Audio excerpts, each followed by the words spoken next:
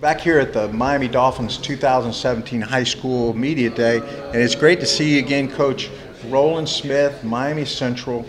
Boy, it's been several years. You are being cooked since we down to see you guys, getting through all that stuff. We catch you here one-on-one, and it's great to see you again, doing great things with that program. Young men are coming out doing phenomenal things, and we talked earlier about how we can support you through the network and through all the programs. Yes. Tell me what the impact it has bringing for yourself, the program, and your kids to a media day like this. Oh, this is a great impact on my kids. My kids get a chance to come out and talk to the media and talk about our program and talk about their careers and the future of our team this upcoming season.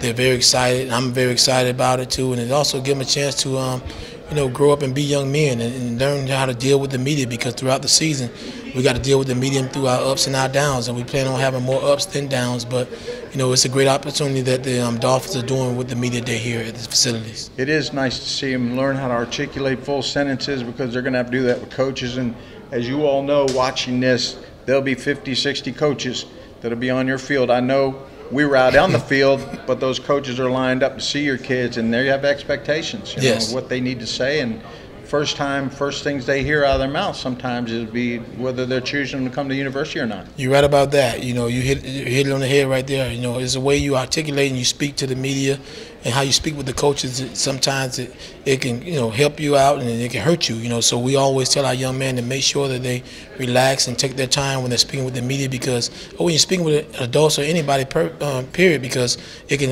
affect you on where you may go. If the school may sign you or not.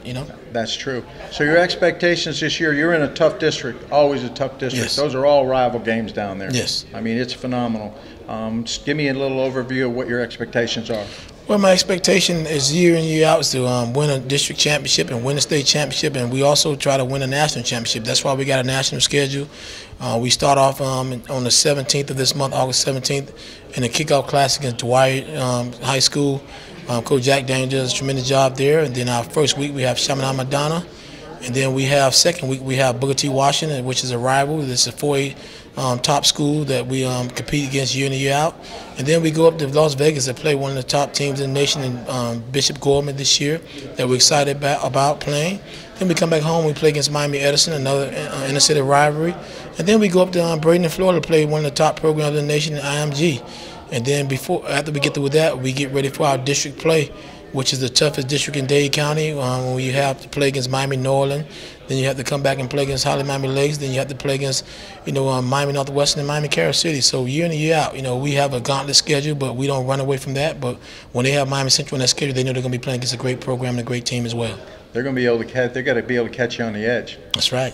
And I'll tell you, we've got HSPN West now. We're going to be at that Bishop game. Okay. Our West David Hill, our correspondent, will be out there at that game. It'll be exciting to see that. I forgot all about that, but he's in Okinawa right now, Okay. and he was talking about the Bishop Gorman game. So I'm going to tell him we got a little East-West challenge going on, California, Florida. Yes. And all these ratings are going up. They got all those California boys. I don't know. They must all be California people.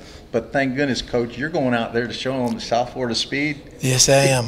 Me and my team, we going out there with a chip on our shoulder. We, we feel like we're one of the best programs in the nation. We sometimes we get overlooked, but hey, you got to play the game, and I respect everything that they do out there. And Coach Sanchez does a tremendous job there at Bishop Gorman, but we do a tremendous job at Miami Central. And me and my coaching staff we're putting a good game plan for that week to put on a good show that night. Well, you're an incredible influence on these young men. I know because you've been around a long time. Yes. And the community, it rallies around. It's big for the community. You've got schools that are really close to you, and I commend you for the time you put in, because I know as a head coach it's 24/7. 24/7. And you love these boys like there's no tomorrow, and That's there's right. a bunch of them that are out there, and a couple playing in the league. But our aspirations is make sure they're healthy, they're happy, they got a great career, and they got something to fall back on. They're coming back to the community and helping out? Most definitely. I have some young men come back all the time. The Cato, the quarterback who played at Marshall, come by. I have, Darrell, who played at Syracuse, come by and work with the kids. I also have, one of my former players, Christian Gaines, Charles Gaines, who plays at with the Jacksonville Jaguars. That come out all the time and play at Louisville, help out the kids. All the former players come by and say a little something to them. Even Dalvin Cook came by and spoke to the team in the weight room and told them, he said, hey, you know what, I played at the highest level of college football at Florida State University, but when we lost in the playoff against we lost in the game against Miami Northwest and didn't make the playoff, he was more hurt about that than him losing the game at Florida State. So that let them know how much pride he have in our program. So I tell these kids every day that they have a lot to look up to and a standard to live up to, and they look forward to trying to keep on the tradition and living up to that standard. That's what you said. You took the words out of my mouth. It's tradition. Yes. And it's phenomenal to play for a program and be head coach of a program that has that much tradition, and you're doing such a fine job with it. And I love watching you. I love watching Central. I love watching Central when people don't know what's Central, what they're coming about.